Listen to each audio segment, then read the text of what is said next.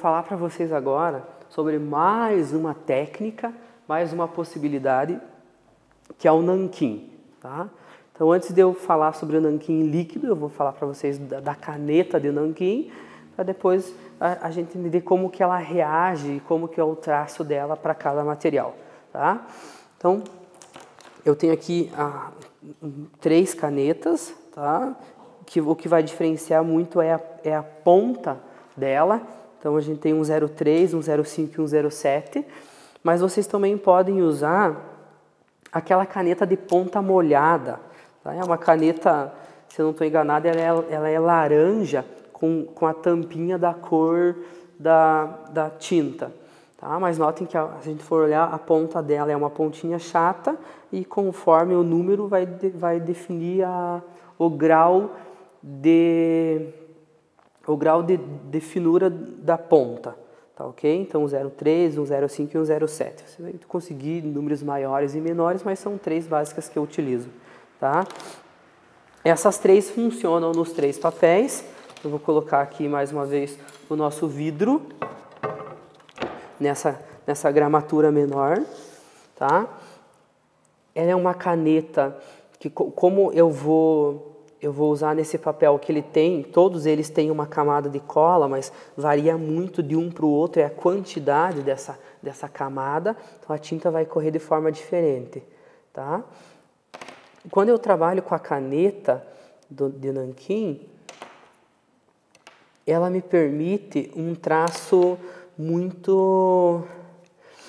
um traço do qual eu domino, que é diferente de quando eu vou trabalhar com o nanquim líquido, que é num segundo momento. O nanquim líquido, eu não consigo ter um domínio total sobre ele. Eu acho que isso é bacana de se pensar no nanquim, tá? O ato de não dominar no líquido, assim como eu domino na caneta, tá? Então, a gente vai pensar em alguma coisa aqui para eu mostrar para vocês essa possibilidade de que se trabalhe com nanquim, tá?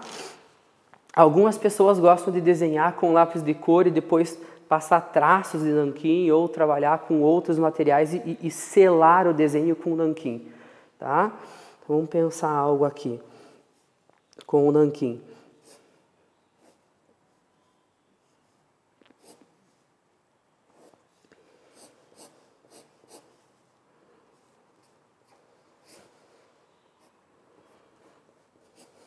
Vamos pensar uma pessoa aqui, bem esboçadinho, tá? E o bacana de se pensar o nanquim é eu trabalhar com essas nuances de preto e branco, tá? Então, em alguns momentos eu preencho mais o meu papel, outros momentos eu não vou preencher. Isso é o bacana do nanquim. Eu gosto de, quando eu vou esboçar coisas com o nanquim, de passar o traço por cima de onde não passaria, tá? Eu não vejo a linha da camiseta desse indivíduo por cima do braço, mas eu gosto dessa ideia, entendeu? Eu gosto de, quando for tracejar, porque é esboço, tá? Então eu gosto de fazer assim, mas é claro que isso não funciona, tá? A gente chama de, se eu não estou enganado, de desenho invisível, desenho transparente, que é aquilo que a criança faz. Ela desenha o ônibus e você consegue ver pela parede do ônibus todo mundo sentadinho lá dentro, né? Mas eu gosto dessa ideia de traço de nanquim, tá? Quando eu vou trabalhar. E conforme você pode também ir utilizando canetas diferentes, tá? Com linhas diferentes para trabalhar.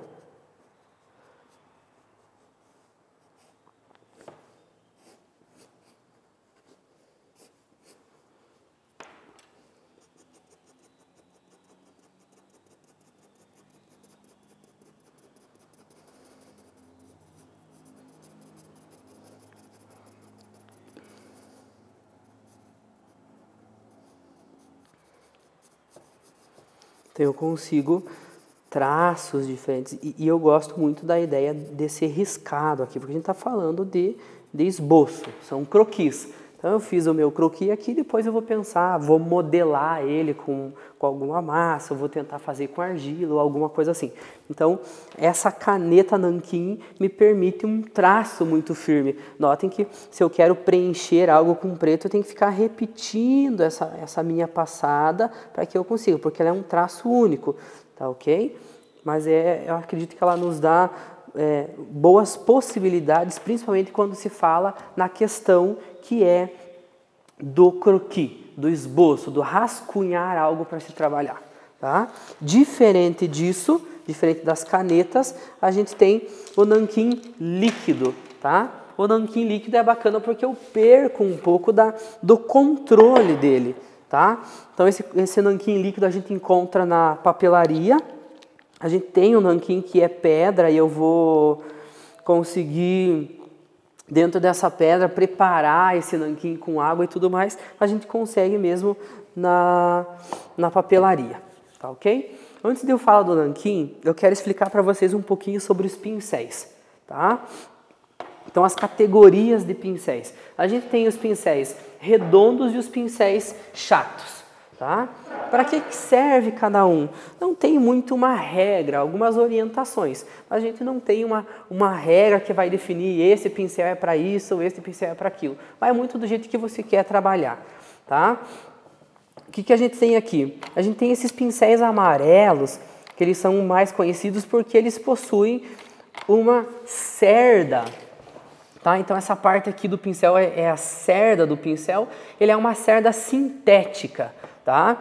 Ela é uma cerda mais resistente do que a de pelo natural de animal, mas ela é uma cerda mais firme, é uma cerda mais dura, que nos proíbe uma leveza e uma precisão com algumas determinadas tintas. Tá? Isso vai variar muito de artista para artista, de estudante de arte para estudante de arte, ou para quem está usando o pincel. Tá? Eu, particularmente, uso esses pincéis amarelos quando eu vou trabalhar com tela e vou fazer um fundo, passar a primeira camada de tinta ou uma segunda camada, e aquilo que eu preciso de acabamento ou de leveza, que o meu pincel deslize com mais facilidade, eu vou utilizar os pincéis de cerda de animal. Tá? Então eu vou mostrar para vocês aqui um pouquinho sobre esses pincéis. Tá? Então a gente tem aqui esse que é um pincel chato de pelo curto. Então notem que ele é um pincel chato, pelo curto, e ele é de cerda sintética. Tá? Esse já é um pincel redondo. Tá? Um pincel redondo. A gente tem outro pincel redondo também. As cerdas são maiores. Esse é um pincel chato de cerda curta. Notem que a cerda dele é menor do que a cerda deste outro pincel. Tá? Mas todos eles são de cerdas sintéticas. Tá? A gente tem aqui agora uns pincéis, que são os pincéis que eu uso mais para aquarela, tá ok? Que são esses aqui. A cerda dele já não é sintética, tá? E a gente tem aqui, este é um pincel redondo, e a cerda dele é bem mais longa do que este aqui, que é um pincel redondo também, tá? Este é um pincel redondo, tá? Um número menor. E aqui são os chatos, tá? Esse é uma cerda redonda. Bacana dessa cerda que é de animal, né? De pelo de animal, que não é sintética, é a forma com que ela trabalha. Então essa aqui está meio surradinha, né? Mas conforme você vai molhando ela fecha novamente. Então, para você trabalhar com aquarela, ele é ótimo. Se a gente for pensar, a gente não vai falar de aquarela agora, só de pincel. Este aqui, ele não fecha tão bem quanto o primeiro pincel. Tá? Ele não fecha tão bem para se trabalhar. Esses aqui também são de cerda de pelo de animal. Tá? Então esse aqui é pelo de Marta. Deixa eu olhar esse aqui. Também é de pelo de Marta. Este é de orelha de boi, se eu não estou enganado. E esse também é de orelha de boi. Tá? Então, num comparativo com esse pincel de cerda sintética, esses pincéis de pelo de animal, eles são bem mais macios de trabalhar. Tá? A tinta vai deslizar com mais facilidade, você não vai ter um problema. Quem pinta a tela ou trabalha com pincel, que usa esse pincel, sabe a necessidade de você passou na tela, ficar tirando cerdas que ele fica na tela. Né? Esse aqui é um pincel que ele vai ter uma maciez maior. Olha a diferença de um pincel redondo, curto, e um redondo mais comprido, para você fazer mais acabamentos. Então, os dois são redondos, mas um tem a cerda maior, que faz com que deslize com mais facilidade a tinta. Tá? A gente está falando de pincel por enquanto. Então, eu tenho pincel e eu tenho nanquim. Tá? Então, eu quero trabalhar com o nanquim. A gente vai voltar para cá, então. As nossas 3 folhas, tá? Gramatura de 75, gramatura de 150 e gramatura de 300. Então, olha a forma com que o nanquim vai trabalhar nessas folhas. Tá? Deixa eu encontrar um aqui. Tá?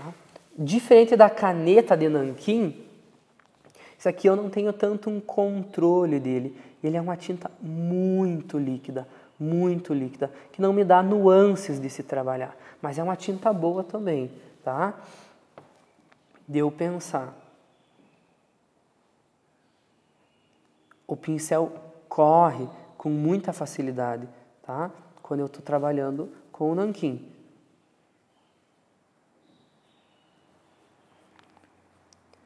Algumas pessoas podem optar por esperar secar essa tinta e de passar um segundo momento com uma caneta de nanquim, também funciona, tá? Aí eu tenho o nanquim nesta outra folha e essa nessa gramatura bem porosa. Tá? É possível de notar que se eu precisasse passar um número maior de camadas de nanquim aqui, eu ia acabar perdendo o papel. Essas outras 2 folhas não fazem isso, porque a gramatura dela sustenta muito mais essa quantidade de tinta. Tá? Então, mais uma possibilidade que a gente está falando é do nanquim líquido, para que você esboce algo, para que você planeje algo. Tá? Eu ainda, sempre quando vou trabalhar, eu prefiro a caneta de nanquim, ou a aquarela ou o carvão. Mas são possibilidades que a gente está mostrando aqui. Tá ok?